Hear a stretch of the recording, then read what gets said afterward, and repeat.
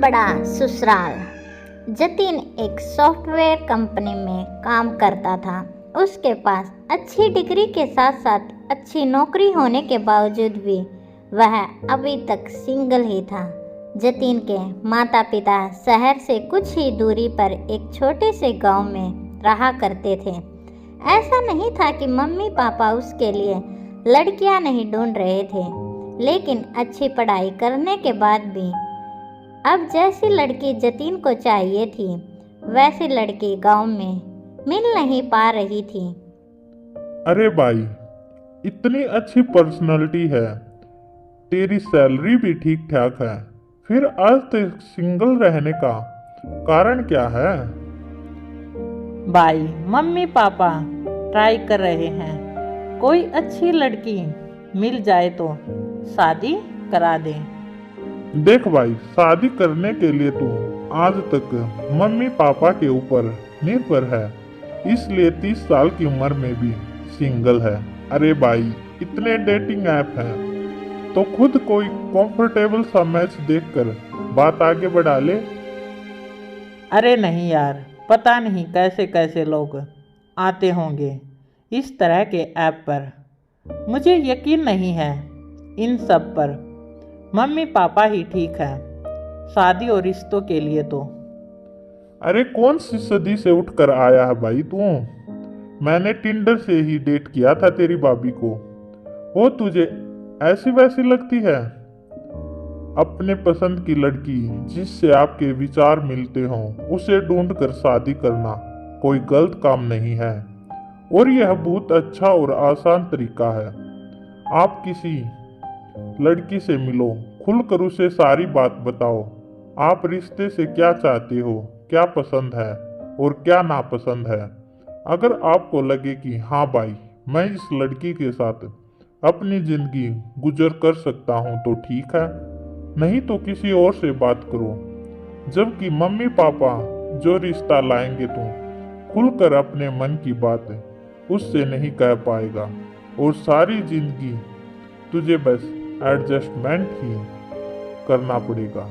देख, ज्यादा सोच मत, मैं तेरा रजिस्ट्रेशन करा देता हूँ। वरुण और जितेश का टिंडर पर अकाउंट खोल देता है। कुछ ही दिनों में नेहा नाम की एक लड़की के साथ उसकी दोस्ती हो जाती है। चैटिंग से शुरू हुई उनकी बातें कब फ़ोन कॉल और फ़ोन कॉल से कब मुलाकात में बदल गई, उन्हें खुद भी एहसास नहीं हुआ। देखो जितेश, मैं चंडीगढ़ में जॉब कर रही हूँ और शादी के बाद भी मेरा नौकरी छोड़ने का कोई विचार नहीं है। मैं सारी बातें क्लियर करना चाहती हूँ। मैं शुरू से ही एक न्यूक्लियर फैमिली में रही हूँ। हमारे घर में बड़ा ही शांत माहौल रहा है, ना कोई लड़ाई झगड़ा, ना तू ना मैं भी यही चाहती हूँ कि शादी के बाद भी मैं न्यूक्लियर फैमिली में रहूँ। एक्चुअली ज्वाइंट फैमिली का प्रेशर और टेंशन मैं झेल नहीं पाऊँगी। तुम चाहो मुझे सही समझो या गलत, लेकिन मुझे साफ साफ बता दिया है, शादी के बाद मैं नहीं चाहती कि किसी भी वजह से कोई मिसअंडरस्टैंडिंग हो। एक्चुअली इस मामले में मेरी भी यही राय है जो तुम्हारी है। मुझे भी गांव छोड़े 10 साल हो गए हैं। अब वहां जाकर एडजस्ट करने के बारे में सोचना मेरे लिए भी डिफ़िकल्ट है। मैं तो हमेशा से एक वर्किंग वाइफ चाहता था, ताकि दोनों अपने अपने काम में बिजी रहें और झगड़ने का मौका ही ना मिले। मुझे भी हाउस वाइफ ना बिल्कुल पसंद नहीं है। मुझे लगता है कि हमारी अच्छी जमेगी। सारी बातें क्लियर करने के बाद जतिन और नेहा अपने अपने घर में बात करते हैं। बड़ों की रजामंदी के साथ जल्दी ही दोनों की शादी हो जाती है और शादी के बाद दोनों शहर में BHK फ्लैट लेकर रहने लगते हैं। शादी के बाद जतिन, बहुत गर्मी पड़ रही है, AC ले लेते हैं। और घर के लिए थोड़ा फर्नीचर भी ले लेते हैं। अब हमारी शादी हो गई है, कोई भी आता है तो ऐसा खाली खाली घर अच्छा नहीं लगता। ऐसे ही एक के बाद एक घर में सामान आने लगते हैं, कभी फ्रिज तो कभी टीवी तो कभी माइक्रोवेव तो कभी गीजर, जिससे उनका पूरा का पूरा बजट हिल जाता है। नेहा: मैंने जितना सोचा था शादी के बाद उससे कई गुना ज़्यादा खर्च हो चुका है। अब मुझे समझ में आया कि एक घर बसाने में कितनी मेहनत और रुपया खर्च होता है। मेरी तो सारी सेविंग खर्च हो गई, समझ में नहीं आ रहा कैसे सब कुछ मैनेज होगा। बिल्कुल ठीक कह रहे हो तुम जतिन। हर महीने बिजली का बिल, मकान का किराया, मेड की सैलरी निकालने के बाद हाथ में कुछ बचता ही नहीं। किसी तरह बस घर का राशन आ रहा है। इसके अलावा हम कोई भी खर्च अफोर्ड करने की कंडीशन में नहीं हैं। लेकिन ऐसे कैसे चल पाएगा? जतिन, क्या करें? मकान चेंज कर दें क्या? कहीं पर कम रेंट वाला मकान ढूंढ लें।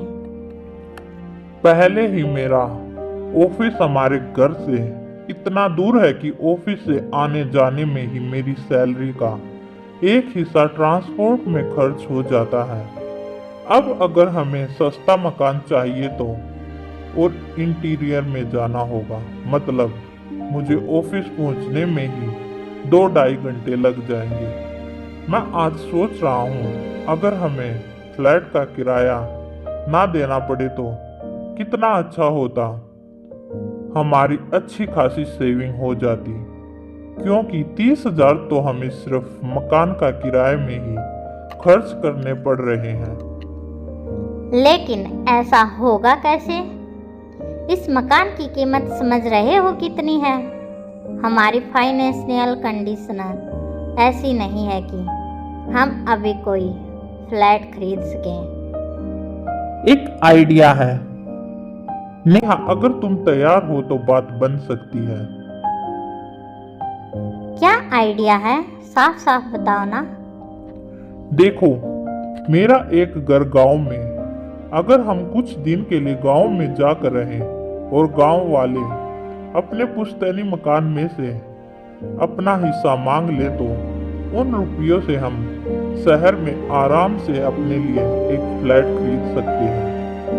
ऐसा करने से हम मकान का रेंट देने से बच जाएंगे और हमारी सैलरी में हमारा घर भी बहुत आराम से चलने लगेगा। पर तुम्हारे पापा मानेंगे क्या? कहीं ऐसा ना हो कि बात और बिगड़ जाए। नेहा, हम लोग पूरी प्लानिंग के साथ वहां जाएंगे। पहले कुछ दिन सबके साथ खुशी खुशी रहेंगे, उसके बाद मैं पापा से बात करूंगा। पहले मैं इमोशनली उन्हें अपनी तरफ करने की कोशिश करूंगा। अगर पापा नहीं माने तो फिर सख्ती से बात करनी पड़ेगी, लेकिन अपना हक मैं लेकर ही रहूंगा। आखिर इतने बड़े घर में मेरा भी तो हिस्सा है। और सबसे बड़ी बात, ना तो आज और ना ही आने वाले समय में कभी भी मुझे गांव में जाकर रहना है।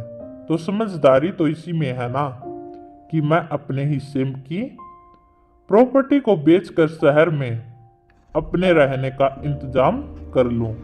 अगर तुम्हें लगता है कि इस तरह से कोई सलूशन निकल सकता है तो कुछ दिन के लिए गांव में तुम्हारे साथ रहने के लिए तैयार हूँ। मैं ऑफिस में बताकर एप्लीकेशन लगा देती हूँ। घर पर कुछ इमरजेंसी है, बॉस मुझे वर्क फ्रॉम होम दे देगा और फिर हम लोग गांव चलेंगे। पूरी प्लानिंग बनाने के बाद जतिन और नेहा अपने गांव पहुंच जाते हैं। शहर से अपने बेटे को गांव आया देख जतिन के माँ पापा, अरे बेटा, बड़ा भाई, पहले बता देता कि तुम दोनों आने वाले हो तो मैं तुम्हारे लिए कमरे की साफ सफाई करवा के तैयार कर देती।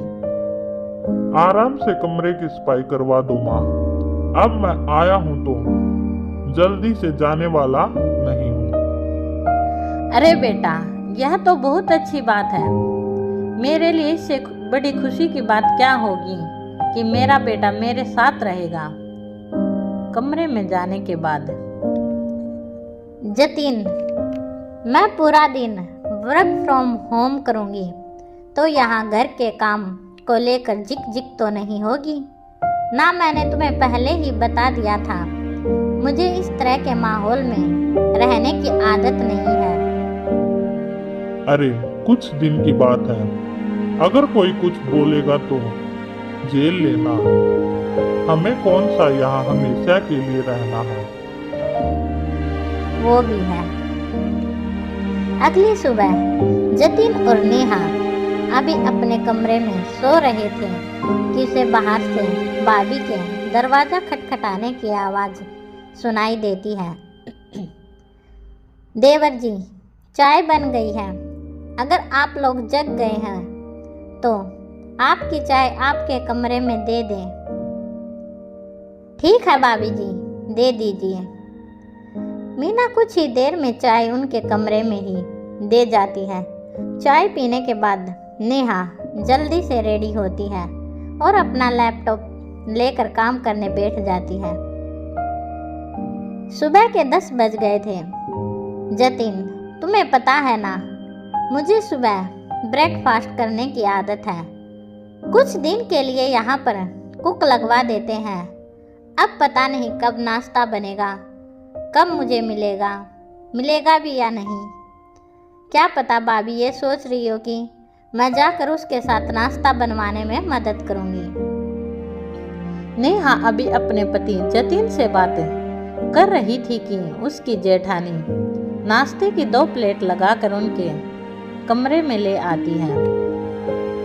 यह लो नेहा, तुम जल्दी से नाश्ता कर लो और किसी चीज़ की ज़रूरत हो तो मुझे आवाज़ लगा देना। जतिन, मानना पड़ेगा भाभी को, है तो बड़ी स्पोर्टिव। हम 2 लोगों का काम बढ़ गया है, लेकिन भाभी के चेहरे पर जरा सी भी सिकन नहीं दिखाई देती।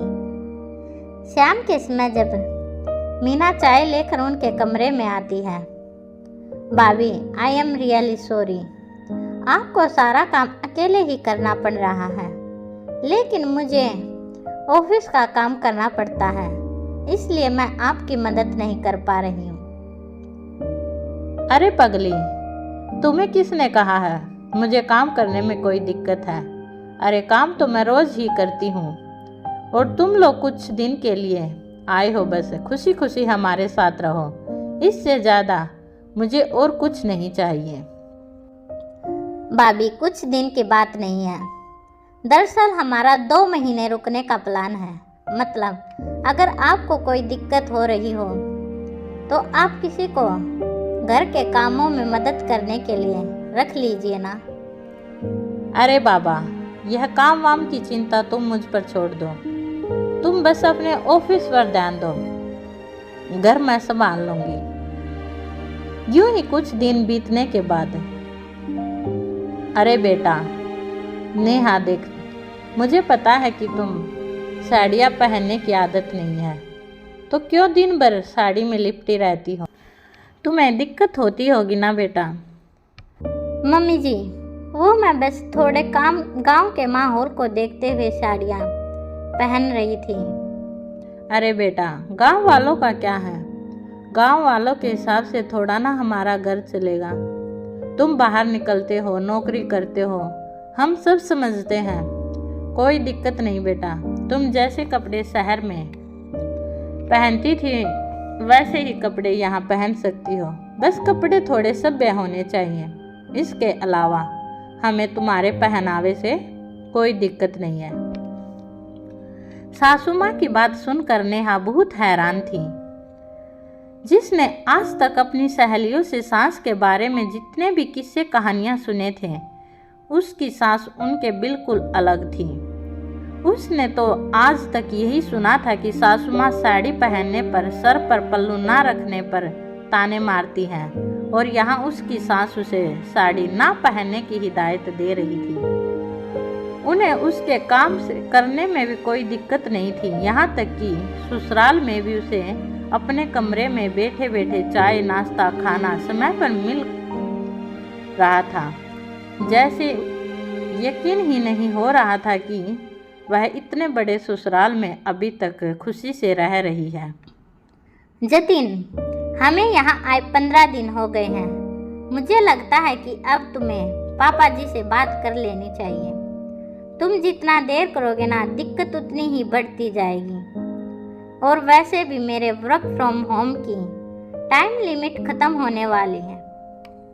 देखो, मैं पहले से बहुत परेशान हूँ। प्लीज यह बार बार एक ही बात कहकर मेरे ऊपर प्रेशर बनाना बंद कर दो।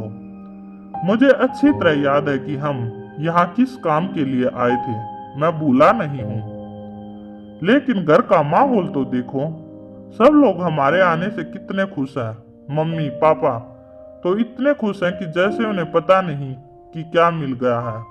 और इस माहौल में मैं अचानक से जाकर मकान बेचने की बात कर दूं। कहीं ऐसा तो नहीं जतीन कि तुम्हारे इरादे बदल गए हैं? देखो, मैं साफ साफ बता रही हूँ, इतने बड़े ससुराल में मैं जीवन भर एडजस्ट नहीं कर पाऊंगी। जतिन और नेहा की बातचीत अब बहस का रूप लेने लगी थी और शायद उनके कमरे से कुछ आवाजें बाहर भी जा रही थी। झगड़ा खत्म होने के बाद जतिन और नेहा मुंह फेर कर सो जाते हैं और एक दूसरे से बातचीत बंद कर देते हैं। अगले दिन, क्या बात है नेहा, किसी बात पर झगड़ा हो गया था तुम लोग कल रात से? वो कुछ नहीं भाभी, थोड़ा सा पर्सनल बात थी। मैं समझती हूँ नेहा, बात कुछ पर्सनल ही रही होगी, लेकिन इस तरह से बातचीत बंद कर देना तो सही नहीं है। और पति पत्नी के बीच तो अहम और नाराजगी की कोई जगह होती ही नहीं। चलो जल्दी से एक दूसरे को सॉरी बोलो और झगड़ा खत्म करो। भाभी के कहने पर जतिन और नेहा एक दूसरे को सॉरी बोल देते हैं, जिससे उनके बीच का मनमुटाव खत्म हो जाता है। ऐसा पहली बार हुआ कि हमारा झगड़ा होने के बाद जतिन ने अगले ही दिन मुझसे बात कर ली हो, वरना जतिन तो हफ्तों हफ्तों तक बोलचाल बंद कर देता है और बहुत ही मुश्किल से सामान्य हो पाता है। अगले दिन, पापा, मुझे आपसे कुछ जरूरी बात करनी है। हम लोग जब से गांव आए हैं ना, काम की काफी नुकसान हो रहा है। नेहा को तो वर्क फ्रॉम होम मिल जाता है, लेकिन मुझे तो छुट्टी करके ही आना पड़ा। पापा, शहर में किराए के मकान में रहना हमारे लिए बहुत मुश्किल हो रहा है। 30,000 महीना किराया देने में हमारी कमर टूट जाती है। आप लोग तो यहाँ सुकून से रह रहे हैं, लेकिन मेरी जिंदगी में कोई सुकून नहीं है। आप तो जानते ही हैं, गांव से मेरा अब कोई मतलब नहीं है। आप मेरे हिस्से की प्रॉपर्टी बेचकर मुझे पैसा दे दीजिए। क्या मकान बेच दूं? पापा, इस घर में मेरा भी तो बराबर का अधिकार है ना। भैया तो अपने बच्चों के साथ आराम से अपने पूरे अधिकार से घर में रह रहे हैं, लेकिन मैं तो कभी यहाँ आकर रहता नहीं। मैंने कोई गलत बात तो नहीं की। मैं बस यही चाहता हूँ कि ऊपर वाला फ्लोर बेचकर आप पैसा मुझे दे दें। बेटा, यह हमारा पुश्तैनी मकान है। पीढ़ियों से हम इसी घर में रहते रहे हैं। ऐसे कैसे बेच कर टुकड़े कर दूं इस घर के? ठीक है पापा, फिर आप लिख कर दे दीजिए कि आप मुझे बेदखल कर रहे हैं और अब आपका मुझसे कोई वास्ता नहीं रहा, तो मैं भी अपना हिस्सा छोड़कर चला जाऊंगा। पिछले 10 सालों से ऊपर के फ्लोर में अमीर चंद जी रहते हैं। अचानक से उन्हें बेघर करना पड़ेगा। बेटा, तू एक बार और सोच ले। अरे पापा, किराएदार से इतनी मोह ममता कौन करता है? आप किराया लेकर उन्हें अपने मकान में रख लीजिए ना। आप निकाल देंगे तो वह कहीं और किराए पर मकान ले लेंगे। इतना क्यों सोचना। ठीक है बेटा, मैं डीलर से बात करता हूँ। अगर कोई ग्राहक मिला तो उसे ऊपर का फ्लोर बेच देंगे। पापा के मकान बेचने के लिए तैयार होते ही जतिन खुशी से फूला नहीं समा रहा था। नेहा, नेहा, मैंने पापा से बात कर ली है। उन्हें कहा है जैसे ही कोई किराएदार मिलता है वह मकान बेच देंगे। पैसा हमारे हाथ आते ही हम भी यहाँ से निकल जाएंगे। ठीक है जतिन।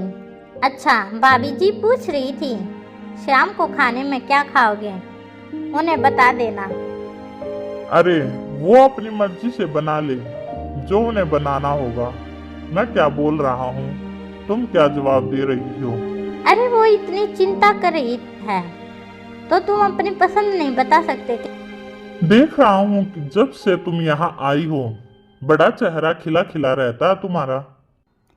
देखो जतिन, 8 घंटे काम करने के बाद जब मैं घर आती थी ना, तो तुम हमेशा मुझे लैपटॉप में नज़र गड़ाए कुछ काम करते हुए नज़र आते थे।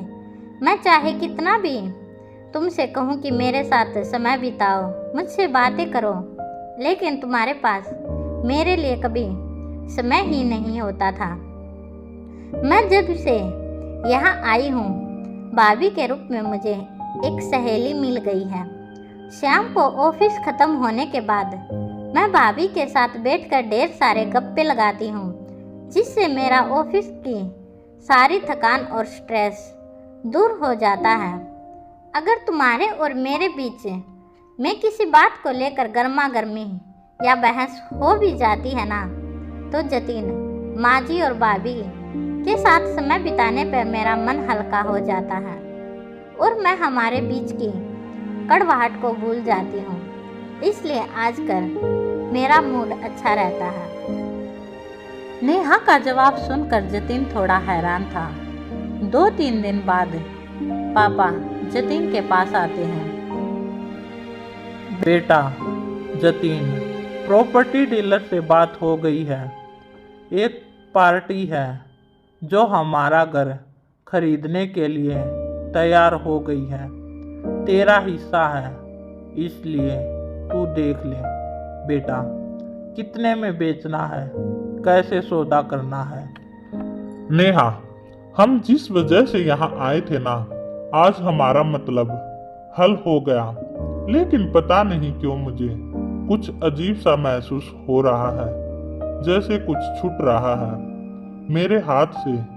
जिन पैसों के लिए हमने इतना सब प्लान किया, आज जब पैसे हाथ में आने का समय आया है तो मुझे खुशी महसूस नहीं हो रही। तुमने मेरे मन की बात कह दी जतिन।